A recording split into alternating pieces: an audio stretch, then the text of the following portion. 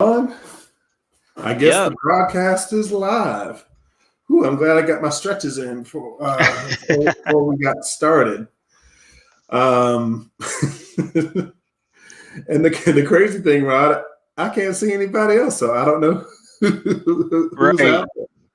All right. Get his mother heads pop in or no? Nope. Yeah, Outdid me. we'll get it rolling. So, welcome everyone. My name's William Teasley. I'm with Console Brewing, and I'm also on social media at BTB William, which is the brother that brews. I was a part of an organization, not even an organization, a group of guys who got together to start homebrewing about around a decade ago. And we've been at it for quite a while. And we wanted to take some time today to introduce some folks who haven't had a chance to sort of hear about homebrewing and learn more about it and how to get into it and what it could possibly lead to. We're here today to sort of share our journey as well as answer some questions and also talk about ways in which it can go forward. So, hey, Jill, how you doing? Hey, Jill. She's getting in. Okay. What's up, boys? What's up? Oh, What's up? life in all of its glory. It was a ripe cold. What temperature was it this morning in Atlanta, Rod? It was around what, 50 Like, something? over in my house it was like 45 or so. Ooh, Yeah. ooh. Hey, I'm up here in Seattle, and it's like we're tapping on 70. But it just goes to show, from my perspective, that Hotlanta does not mean weather; it's the people. Yes, it is. Yes, it is. But Joe, we were just getting started. I was kind of leading off and introducing myself, my background, letting people know I've been homebrewing. I still homebrew. I actually have one here. I got to remember the camera angles. My crafted for action glass. It was supposed to be a blonde-ish type lager, but I used dark grain, so it made it a little amberish. Yeah. So it's an amber ale now with a little mango and some other stuff in there. And I kind of was saying I've been at this about a decade. And the crazy thing about home brewing is you can catch the bug, and that and if you catch the bug well, you're going to keep home brewing. If you catch the bug really, really well, you may end up brewing somewhere, or maybe even starting your own homebrew business, or not, getting into the brewing game, the podcast game, the influencer game, and stuff like that. Yeah. Because it is fun once you kind of get in it and sort of understand how it works. It's pretty fun. So. I'm going to shift over to Rod because he was here first. Rod, why don't you share about yourself? Okay. Your How's journey. everyone doing? My name is Rod Wall. I'm owner of Off the Wall Brewing. It is a brainchild of myself and my wife. Been homebrewing for about 6 years now. Did my first batch, I want to say, I think it might have been 2016. So here we get to talk about that whole thing and how I got started with that. Because literally everything that I had fit into a cardboard box about that big. That's how I got everything started. Now I'm still in the process of building out. I too am drinking on a home brew that I have. It's a blackberry ginger wheat that I brewed back in November with blackberries that we picked right here in DeKalb County. But I'm really excited just to share my experience with those out there listening, tuning in, and also hear about just bounce ideas with the two of you because I just like talking beer. Who doesn't? I like it. All right. And Jill? Well, hi, I'm Jill Murilli, and I always like to joke that I'm a volunteeraholic. But I started homebrewing, and then it was like, oh, how more involved can I get into this? And so I volunteered to do work with the American Homebrewers Association because I'm also a joiner. It's like I love to join stuff, so I joined the club. But I got started homebrewing actually. I always try to find kinder ways to tell the story, but so if someone has a suggestion, I'll take it. But I started dating a guy that homebrewed, and I really liked his homebrew. And after a little while, I realized that was probably the only thing I liked. Bless his. I mean, not in the southern way, but okay. I know I was harsh, right? But it's like he's a really good guy, and I introduced him to his next girlfriend. So I got the beer. I got the beer though. I learned how to homebrew that way. And some other friend, I just happened to tell a couple other girlfriends about it. They're like, I don't know why I haven't been drinking more beer throughout my life. I mean, I enjoy all sorts of beverages, alcohol, non-alcohol. And they said, oh, well, some guys that we know belong to this club. And so then I went right into the slippery slope of craft beer, and it was great. So I was able to join the club and then learn some more tips. And when I found out about the AHA, that I joined them and was able to watch a lot of videos that helped my skills. So that was about 10 years ago. And I figured out the other day about 220 batches of brew that varied either 5 or 10 gallons. And I'm kind of like you guys. It's like I started with the really simple equipment. And that's the cool part about homebrewing is you can start with simple equipment. But once I started to learn to brew, then it also just made me a huge craft beer aficionado. And I joke, I swear, I think homebrewers are the best customers of breweries because they really understand how it's made and they appreciate the craft component of it. And then finally for me, just because obviously I'm super shy, it was the community component of it. I'm sarcastic too. It was the community component of it. It's like I could find like-minded people, and the thing I loved is it felt like an equalizer too, because I meet so many people I might not have met otherwise. Yeah. And people. I'm a civil engineer, so I work a lot with construction folks. I work a lot with engineers, but I certainly don't work with like nurses, or I don't work with one of my buddies is a welder. And it's like I don't know that his paths and mine ever would have crossed. But thanks to beer, it did, and thanks to beer, now I get to meet you guys too. Excellent. Yeah. So what's and I'll bounce this back to you. What's one of your favorite brews to brew, either style or beer? So that's a good one. And I was going to share, it's like, I really wish I had a beer, but I'm up here in the West Coast time zone. And right after this, I got to go back to work meetings. So forgive me. They tend to frown on, having beer during the day. So I will later on at 5 o'clock, I will toast all of you two, and then everybody on this session, and I will be toasting you with a blonde ale.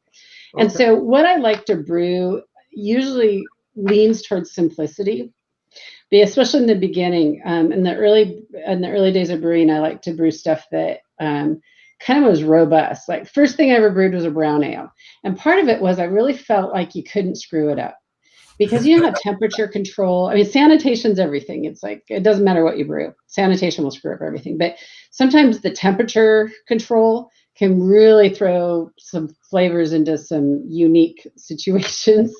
I didn't intend for that brown ale to become a sour beer, but it did, that type. Oh, yeah. So the brown ales were great. And then as my skills grew and I was willing to invest in a little bit more temperature control, then I went more into lagers. And so if I go out, I really tend towards like German type beers, lagered beers.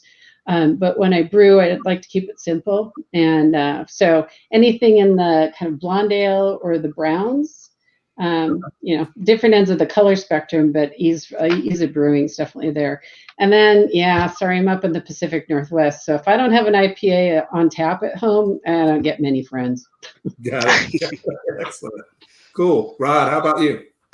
Oddly enough, I'm not married to any particular style when it comes to me brewing, because you've seen the type of things that I bring around. I have one event I'll pull up with the sour, another event I'll pull up with the cider, or I might have a sessionable IPA. So I'm really all over the spectrum. I haven't been able to brew any lagers yet, so just because of the lack of temperature control. So I've done pseudo lagers.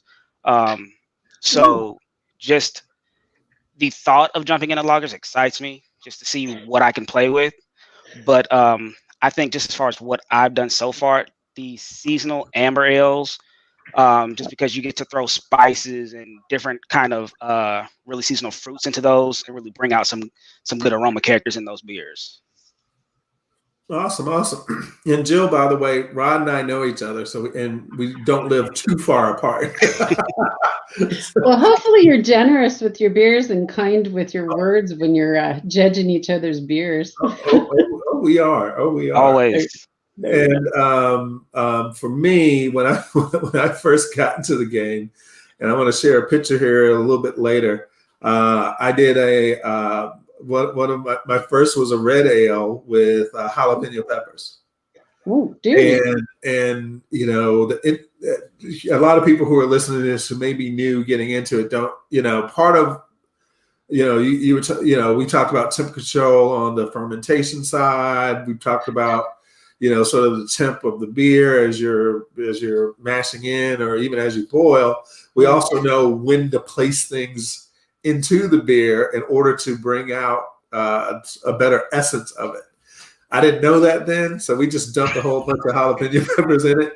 So for us, it had a more vegetal taste. You guys are you guys are going that direction where it was like, it tastes like a green pepper with no heat, because our wise self said, take out the seeds. So it just was like a red ale green pepper.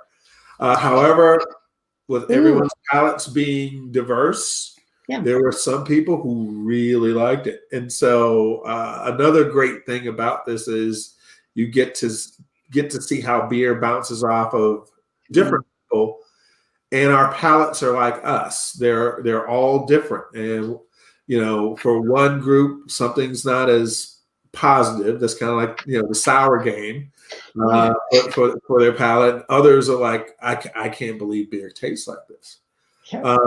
But as of styles, my business partner Kevin and I, when we started, we were in Belgians. We were doing everything with Belgians and French saison yeast.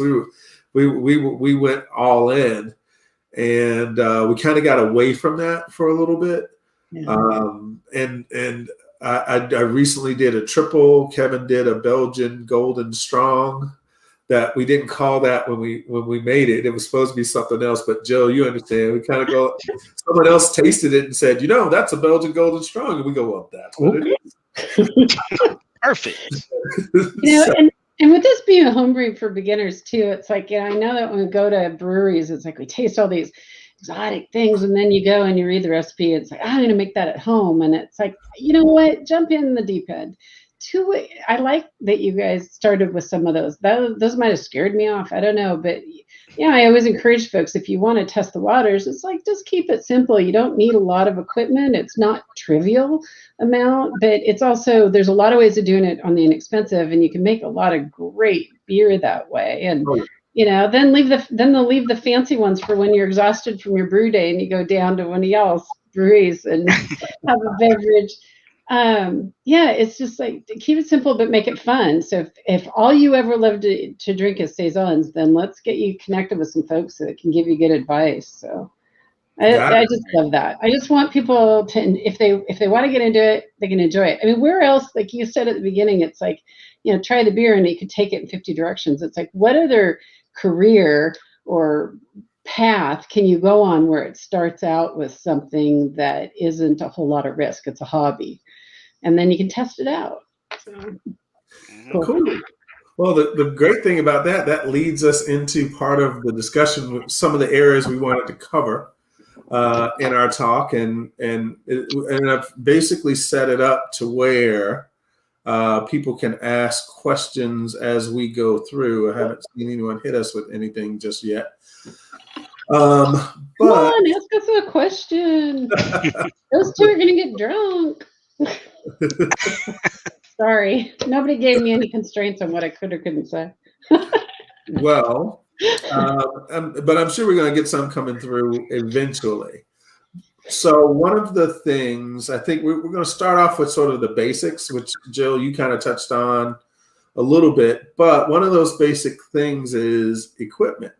Yeah. So I'll bounce it over to Rod to sort of share what equipment did he start with? Cool story. So I figured this was going to be a question, so I actually brought it in. Okay. No way. Literally, this is what I started with. So what's it, about 3 gallon? This is all I had. This is really all I had. Because when my wife bought the kit, it literally had just it came with the grains in it. And it came with grains, hops, yeast, all of that. But I had to, of course, supply a pot, and it had the carboy in it too. So my wife looked. She actually did research before she gave it to me. She was like, "Oh, they said you need a bag like this, and this little measure thing, and this other thing." I was like, "Okay, if you say I need it, I need it." So I ended up with the hydrometer. And then my mom said, "You can take this pot. Cool, got it." Like, well, it looks like it's gonna fit everything I need. And really, my first kit was an all grain boil in the bag type setup. So I really just jumped off the deep end. Because I don't think I went to extract until maybe like my 10th batch or something. I just kept going back to all grains, like, well, I got to find out what this means now. But really, it was just a pot and a couple of small kitchen utensils, just to go from grains, water, hops, and such to something I can drink in glass. Okay. And I see we actually have our first Facebook question. Yeah. Yeah, I'll slide into that after Jill shares, what she started with, and sort of that first foray into it. Well, you might hear us talk about extract and all grain, and those are two different places to start at. And all grain, everyone tells me that's the harder one to start with, but I'm like you. I started all grain, and all I started with was a pot. It was a little bit bigger than yours, but not much. And a cooler to steep the grains in. And so I figured it out the other day in preparation for this, and I think I spent $93 on all my equipment. There was a bunch of stuff that I already had because I had been doing like cheese making, and so there were a few things that I thought I could still use, and so it helped cut back on it. But I always tell folks, it's like, look, a decent homebrew shop should be able to help you get set up for way less than $100, and probably under 50. And just trust that you're learning. You're not going to be perfect at the beginning. It's like, what other hobby have you started? It's like, I know when I started golf, it's still not good, but there's not many hobbies that you start out at awesome. So give yourself some grace. So so mine was just a simple cooler and a pot and then a big spoon. And everything else, then I just had to grab from my kitchen. So, but yeah, that was a good question they asked. Go for it. Yeah. Well, I'm going to quickly share mine because there are a couple of things in there. We all started with just a pot, big spoon, things like that. Rod mentions a carboy. Yep. We went the bucket route. So we got a food grade. About a 7-gallon bucket. You can get them at a homebrew shop because they have extra room for when the beer ferments. And the bucket was $5-6. So you don't need to spend a lot to just get started and dip your toe into figuring out if this is something you really like to do. A lot of friends I know started with Mr. Beer.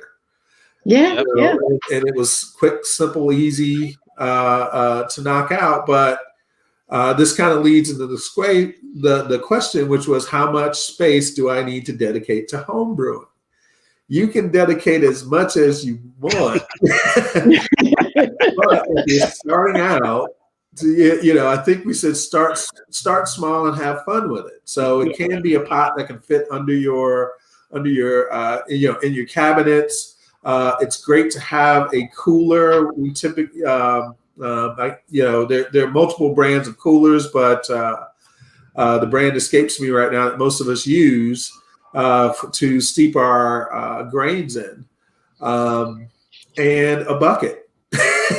and, and it's a food grade bucket that you typically can find at a restaurant, warehouse type operation.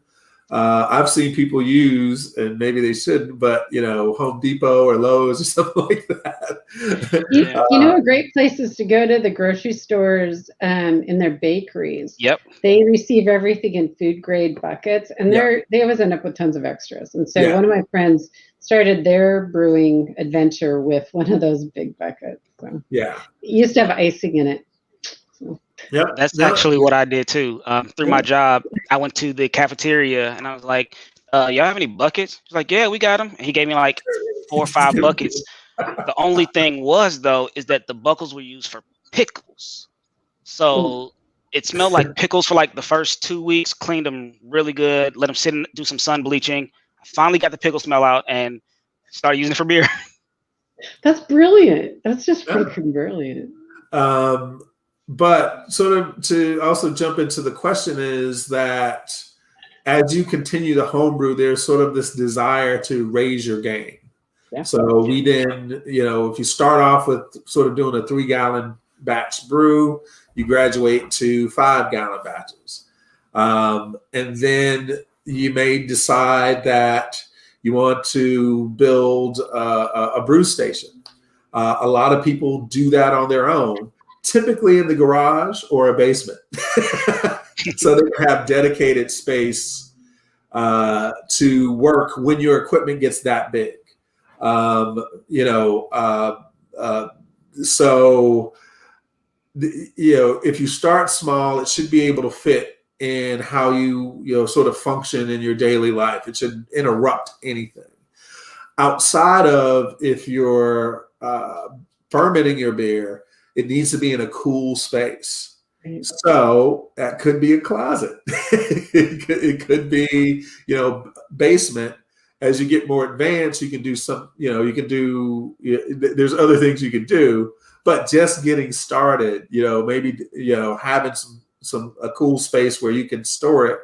So the yeast can eat the sugar and become, ferment and become beer is a good, sort of a good start, as well as being able to put towels around it and stuff like that, because as it ferments, other things can happen. happen. Exactly. But we call those happy mistakes.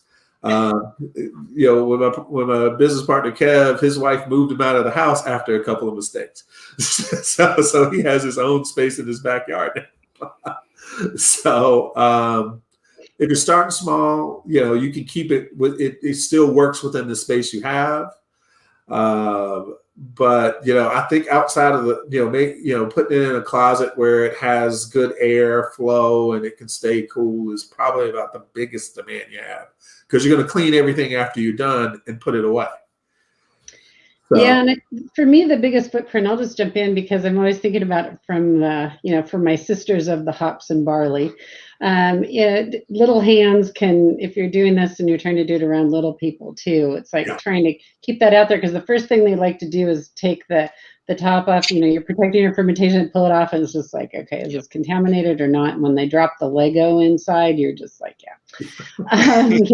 So really, I just don't want anybody to put it off. I think the biggest footprint is having a place that you can keep your fermentation vessel, your bucket or your carboy, somewhere where it can stay undisturbed and in a cool place. And it doesn't have to be, you don't need like the footprint for a fridge or anything like that. So if there was a footprint that lasts longer than your brew day, that's all it really is. Yeah. And keep it simple.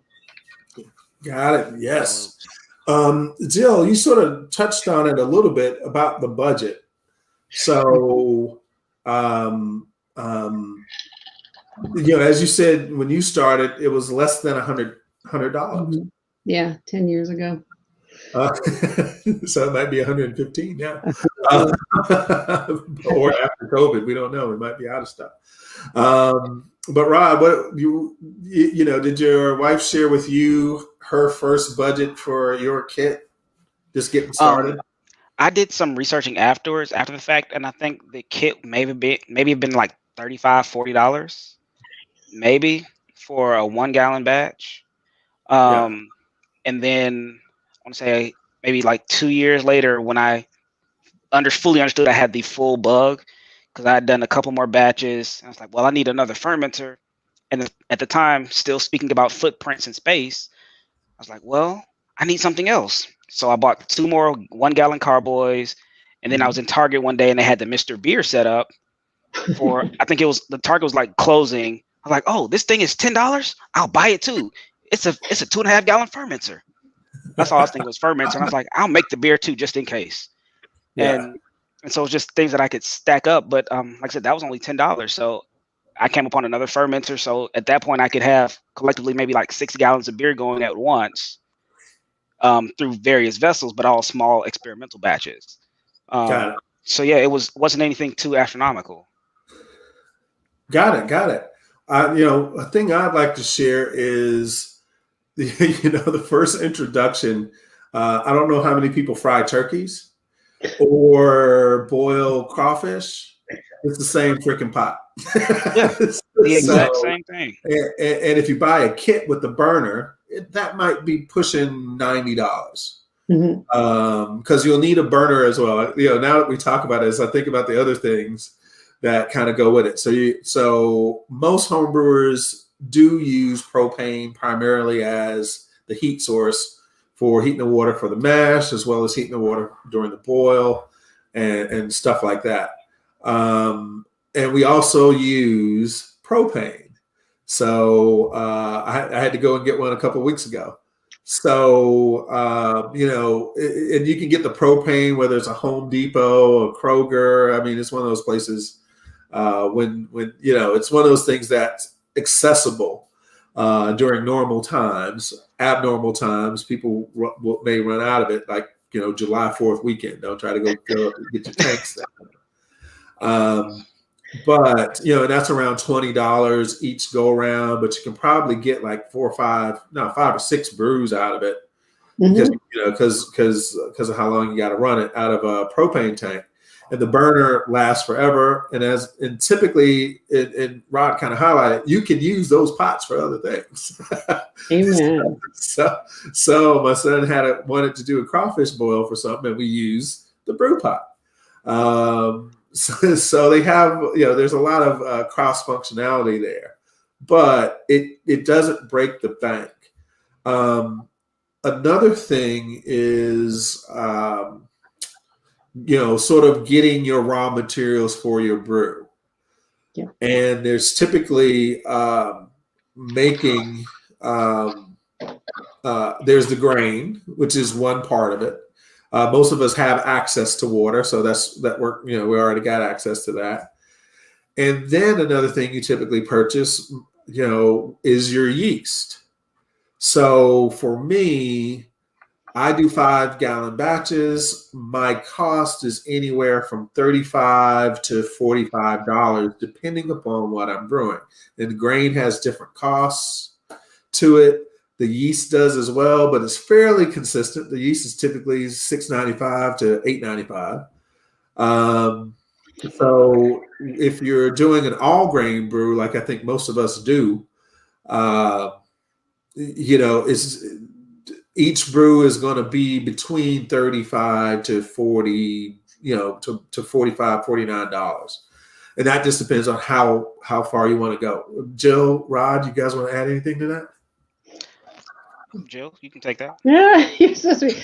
No, I mean, there's a huge range of things. It's like, I try to, not knowing everybody that's listening in, it's like I want to orient it towards the beginner. It's that, you're probably buying your yeast fresh each time. You're buying your malt, all that good stuff. There are ways to continue to help drive the costs down. If you're doing it because you just love beer and you'd like to be able to drink a little less expensive beer, there's lots of ways to do that. You can regenerate your yeast, you can recover it, and there's just things to learn about that component. So for all of them, but if I do a 5-gallon brew, I'm into it for probably about $35 to $40 usually.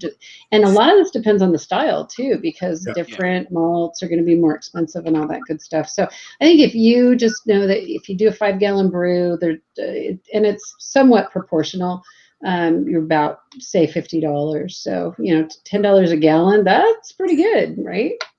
Well, typically I share with people is you get about 2 cases out of a 5-gallon brew. Good rule of thumb. Perfect. So you end up about $1 a beer. So that's better than anything you can get going to a store. I'll drink to that. Off the shelf, and if and it could be a lot better, and it's better for you. I like the aspect of you get close to your ingredients, you know what's in it. You have that ability to sort of, if someone tries it, you can go through your what you did, how you made it how you made it come to fruition, for lack of a better term. But yeah, so I wanted to share that cost because that is a cost, and it's a recurring cost. Also, folks, please understand that when you brew a beer and you put it in a fermenter, it takes at least 7 days for it to be ready. So there's another cost there of what you do with it after the 7 days. So you can bottle it, and there's cost for that. Or the more, I'm going to leave the beginners at bottling because everyone should start there and then graduate to the cornies and adding your own CO2.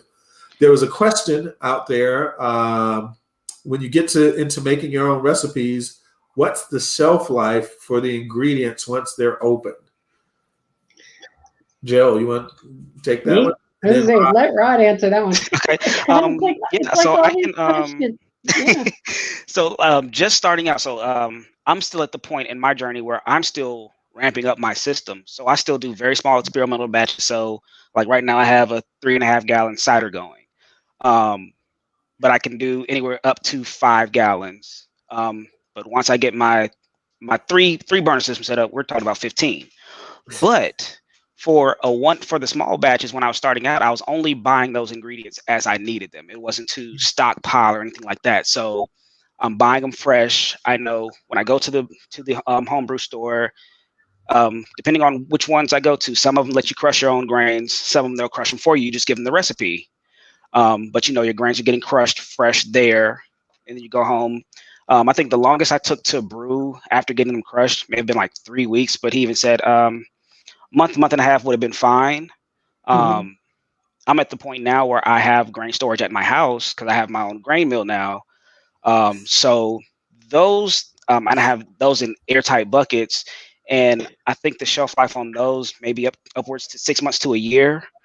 And I'm gonna start brewing more frequently, but yeah, 6 months to a year on those grains. And my hops, I have some hops that have been in my freezer for maybe about 2-3 years. So, but they're all pellet hops, and you see how much I use those. So I always forget about them.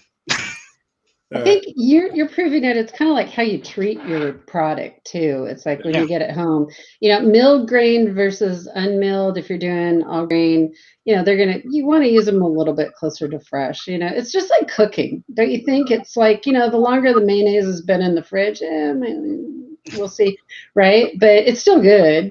It just might change the results a little bit more.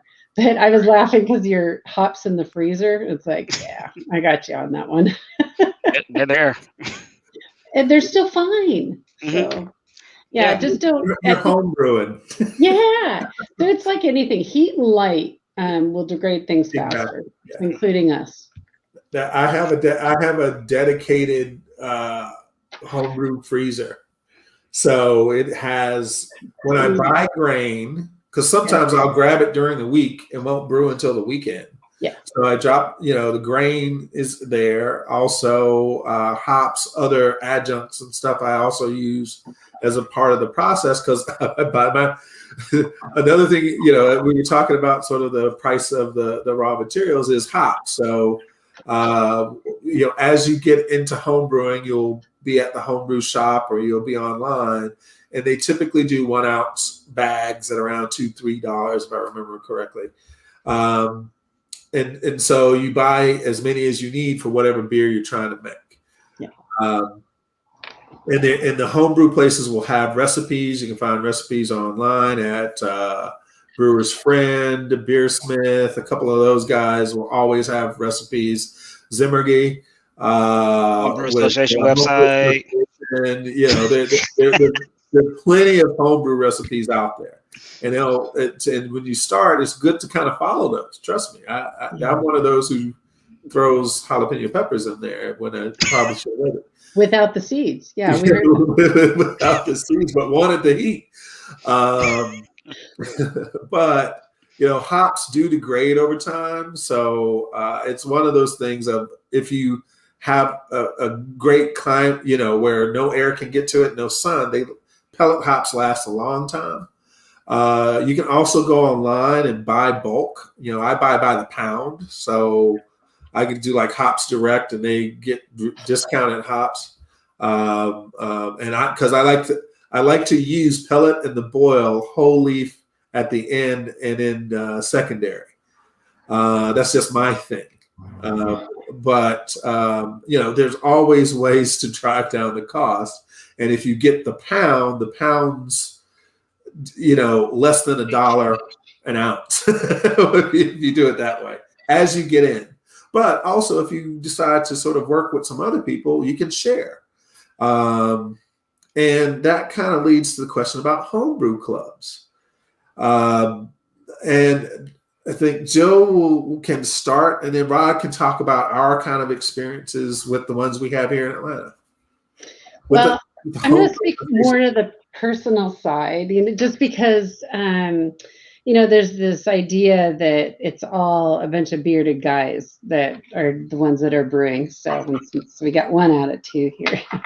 I think that I didn't even think much about joining a club because friends were already in the club, right? And yes, they happen to be guys, but clubs are one place to find like-minded people. And there may or may not be a club near you. And it's just like any other group. It's like you just grab a bunch of your friends who like brewing and call yourself a club. But so American Homebrewers Association has a loosely organized structure for that, and helps nurture the clubs through some of the benefits that they get. But just joining the online component of American Homebrewers Association, which fortunately everybody that attended your hands-on demo, and for those that are watching today, they can send in an email to Craft for Action, and we can hook you up with a short-term membership so you can check it out. But it's an information exchange. I'm a real, thanks Lana Beer Boutique for posting that. Clubs can just give you that sense of, okay, I'm not totally messing this up, or I have a tendency to overthink it. And so I'd bring in, it's like I was doing a brew and I couldn't get the temperature quite right, and it's like, so I did do this once. I threw out a whole brew, and they said, no, this is how you would have solved it. So then I never made that mistake again. The other thing is I also made the mistake of not calling them that day. So it just gives you a whole new set of friends. And like I hit on earlier, it's like I love my friendship world is so much broader because of beer and joining the club on that. So my whole thing about American Homebrewers Association, of the almost 40,000 members, the people that have joined, way less than half are in a club. Thank you. Way less than half are in a club. And I joined because of my club, but I found that the values are really broad, especially with the internet. And if you get onto a reputable site, then you're going to get good advice. It's like, I think there's over 1 million people on the Reddit thread. Yeah. But some of the stuff that I see on the thread is like, whoa, dude, don't do that. I know. So just some thoughts. Got it. Rod. Yeah, I think clubs are phenomenal, honestly. They actually helped me become a better brewer. I started out in Norcross with, I guess I'll drop the name, PC Mashers was the name of the homebrew club. And I happened to live out there, and I found out about them stopping off in the homebrew shop. Some guy just approached me and was like, hey, I've never seen you here before. And we just popped up for conversations like, hey, well, we have these meetings at this growler shop, come by. Okay, perfect. And they had meetings, and it was a monthly beer that we did, and we'd bring it in, we taste them, and just talk shop. Talk about setups, and it helped me like expand my mind about what I was doing in this new scene that I was in. Now, when I moved to another part of the city, I was like, well, I'm clubless again, but I know how to brew better beer now, so I can do it better by myself, doggone it. But since then, I've found access to another club, gotten associated with a crazy craft beer community here in Atlanta. Um, and I am a member of the Homebrew Association as well. And the magazines that come through help guide me to, things that I might want to change up in my processes and help guide me through. So that's definitely very good foundational help for beginner brewers, just in clubs, because it helps you get your comfort and get your feet up under you as you jump into to home brewing. Yeah, awesome. And we mentioned sort of the Homebrewers Association. They got some great resources on there. Zimmergate is a magazine that can come digitally as well as touch it. I have copies out there in my hallway that I refer to regularly because it helps you learn more about this craft that you're now in. I've been around several of the homebrew clubs here in Atlanta, and Covert Hops is one. I've met those guys years ago, and I pop in from time to time. New London Brewing Club. I've been all the way out in Lawrenceville, and there's some great guys over there. And then Final Gravity, which is another group that functions here in Atlanta, primarily Atlanta City area, in town more or less.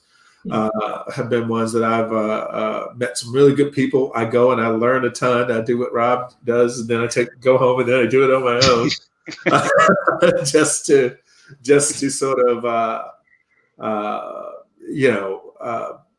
build my knowledge and expertise. And you mentioned social media. I'm on the homebrew groups and Facebook, and there's always someone there asking a question. If I have an answer, I put, I join in and throw it into into the comment stream.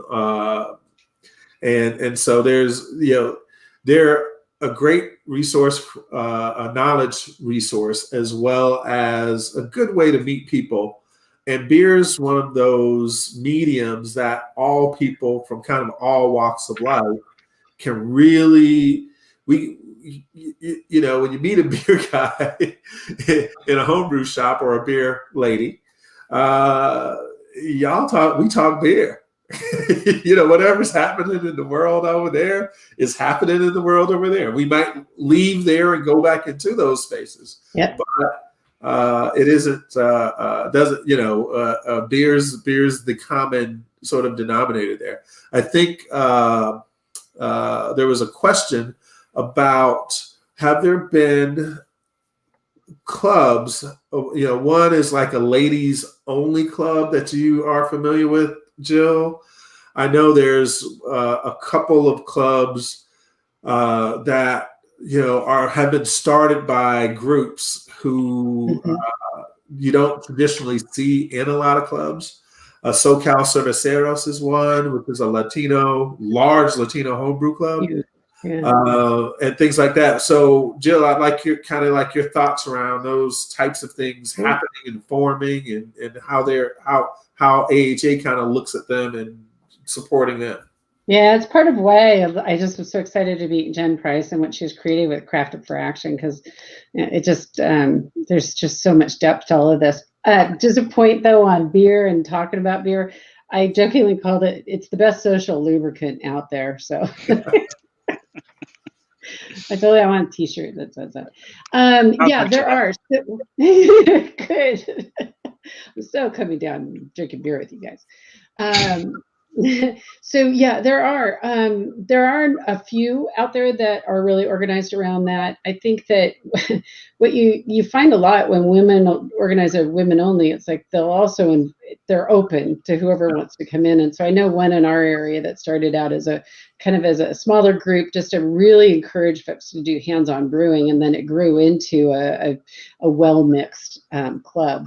On the professional side, of course, there's the Pink Boots Society, and that is definitely the women's organization for women in craft beer and brewing.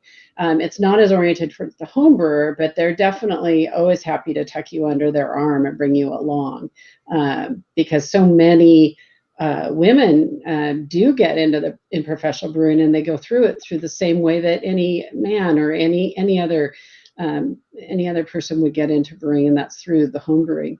In fact, I can't believe I didn't already know this, but you guys have heard of Orval and what good beer that is over in Belgium, and their head brewer, and mind you, this is a monastery beer. Their head brewer is a woman. It's so cool. She was the assistant brewer for years and years and a kabillion years. And so when their head brewer retired, then she stepped in because they have lay people in the brewery. So I just thought that was kind of cool.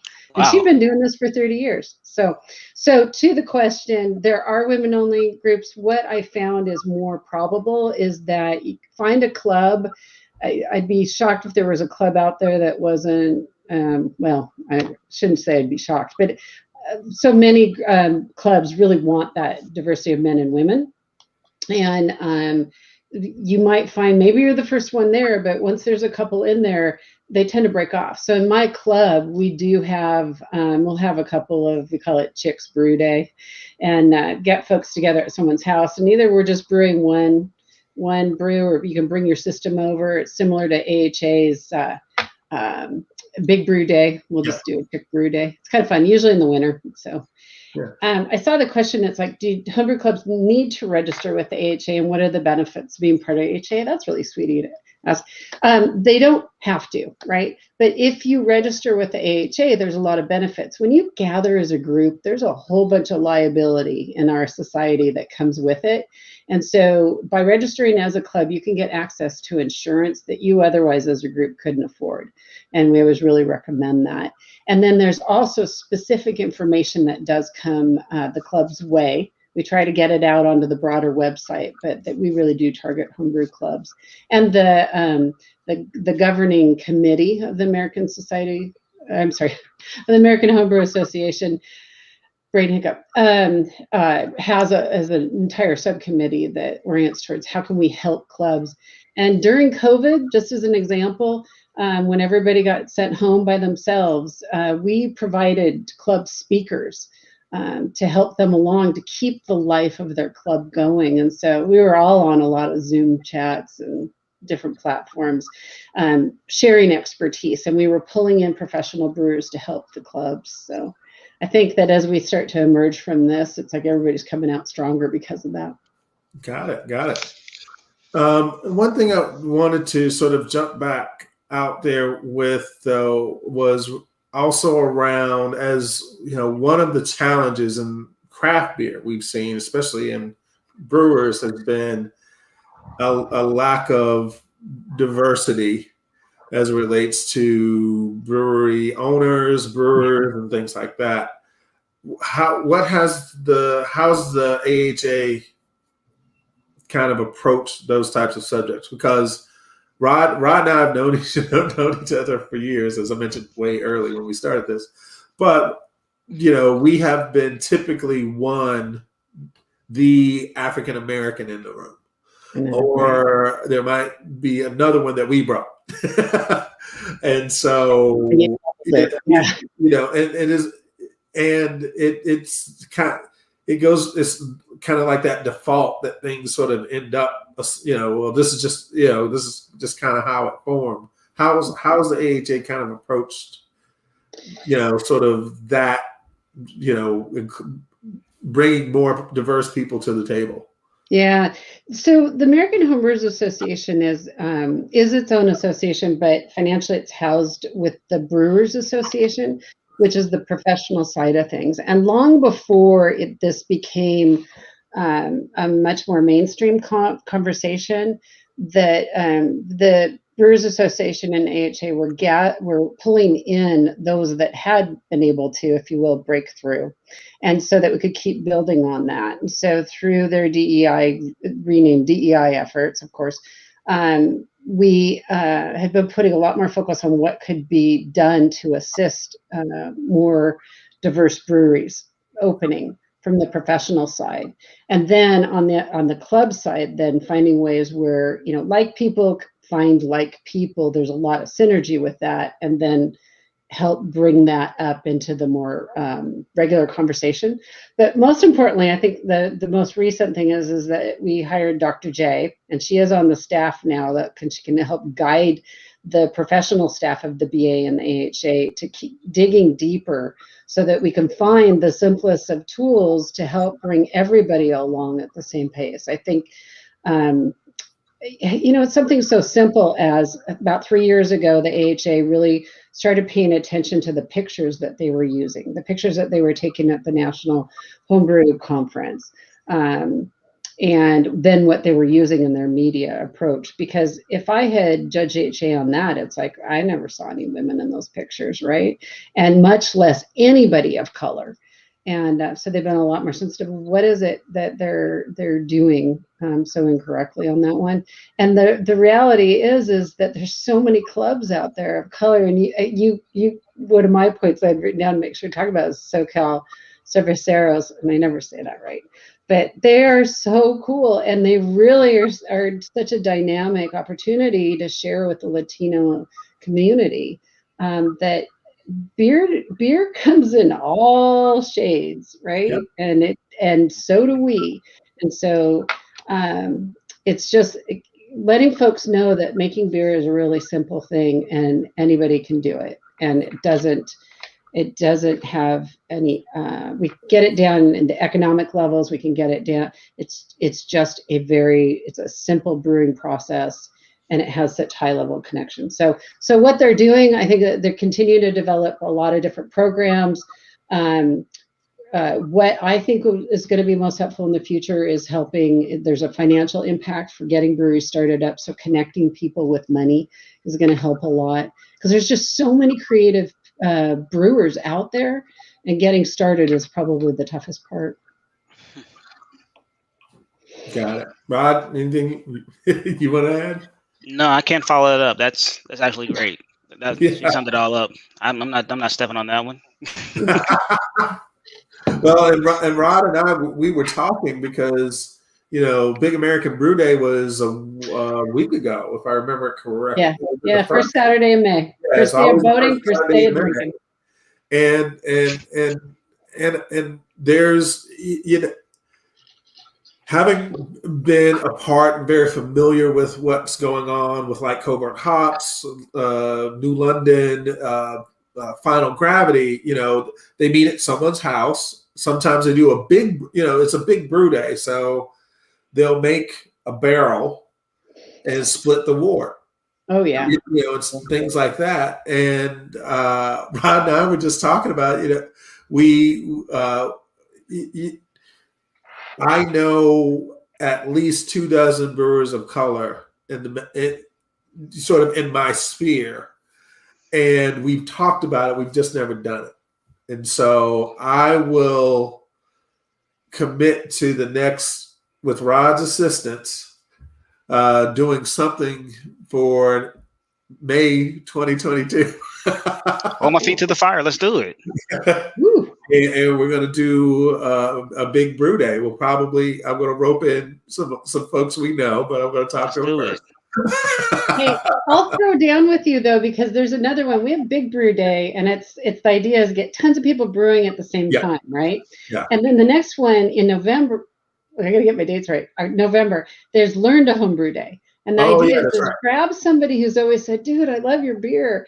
And it's like, well, then that's the day you say, come on over and brew with me. Now, I highly recommend inviting someone that you can already stand and can stand for 5 hours. Yeah. Because, some people you invite over and after 3 hours, it's like, could you go? Just go. But when people see how easy it is, the thing I get fearful about is that I scare people away because I have, equipment. And my other half, he was a brewer before we met. And so when we combined when we combined our brew equipment, I knew we were in a commitment. But now we have this big system, and it looks so complicated. And I keep telling people, no, I swear to you, it's simple. Well, and Jen will get you up here to Seattle and get you up here for a big homebrew day. and Rod and I are going to lead something. I'm here for it.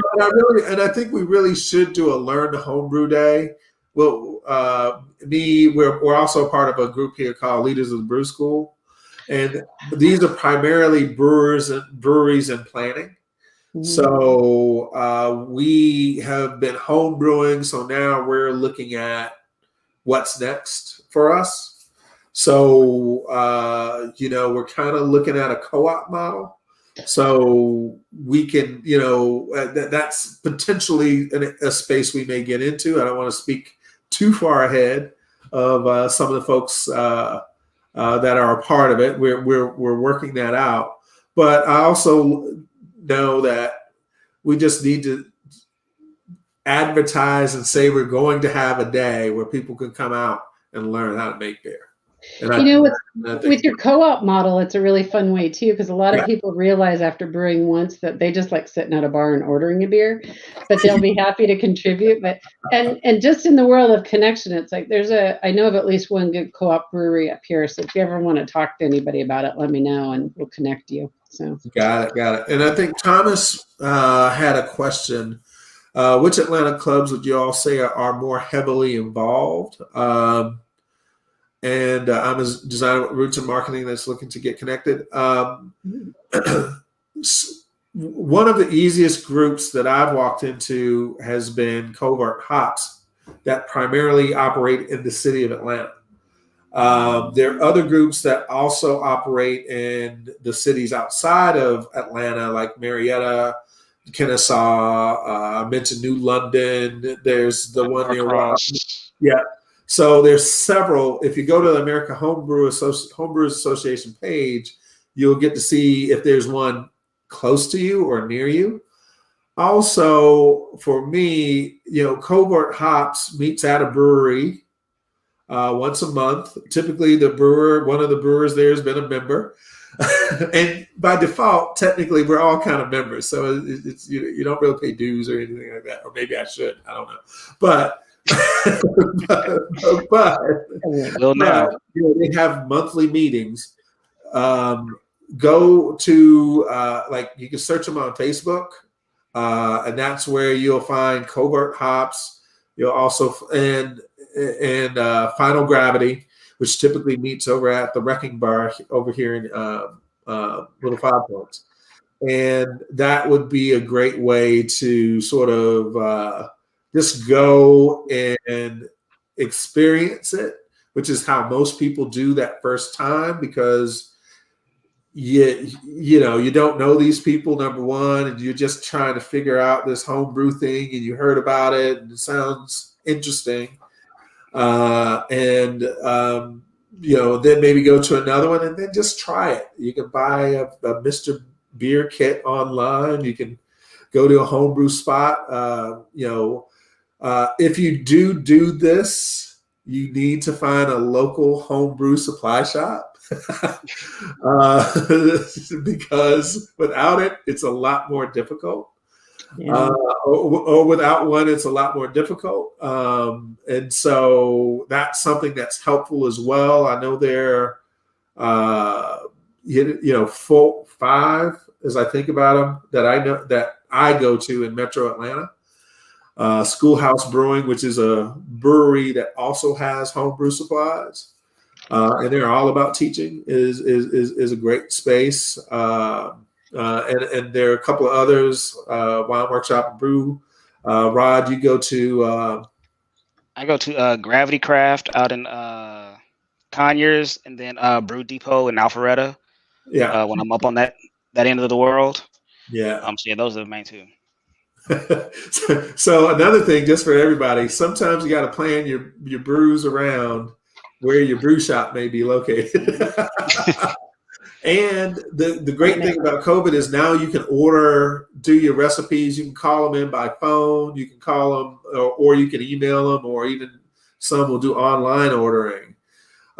So you'll know what they have when they get there. And a lot of times, especially as it relates to grain, is they'll have it packed and ready for you. And you can go grab your yeast, grab your hops, and grab a beer in most places and pay for, and just pay for it and can go home. It's they do a lot of it for you. Jen just asked a question about dues. So if you join the America Homebrew Association. There are annual dues, correct? And if so, how much are they? They're free if you send her your email for, I think we're giving away a 1-year membership, but that's $39. You can also, $39 a year, you can also pay monthly. So it's a lot easier that way. I just want to poke it in. You guys are talking about the homebrew shops. I consider them the lifeblood. I mean, they are there to help. You don't open a homebrew shop and not want to talk to people. So they're there to talk and they'll get you started. For now, if you came to this session to just kind of get a flavor about homebrewing, one thing to do is go to YouTube, and American Homebrewers Association has a channel. There's not a ton of videos there. There's a lot behind the paywall, if you will. But there's a really great 12-minute video. I think it's about 12 minutes long. That just gives you the steps and gets you an understanding that basically all you're doing is making tea. You know, if you have a little tea bag, you make tea, and then maybe you throw in little hops to add it. Get it a little zip, and then some yeast, and then put it away for a bit. That's really all you're doing. So watch the video, go to a homebrew shop, and then the homebrew shops will help guide you to clubs in the area. They're a good source. And on the AHA website, you can do a little search on Atlanta or your suburb. So. Got it. And I think you mentioned earlier, not all homebrew clubs are on, are registered at the American Homebrew Association. Right. A lot of them are founded around homebrew shops. Yes. So some of the ones I know a couple that aren't, official homebrew association members.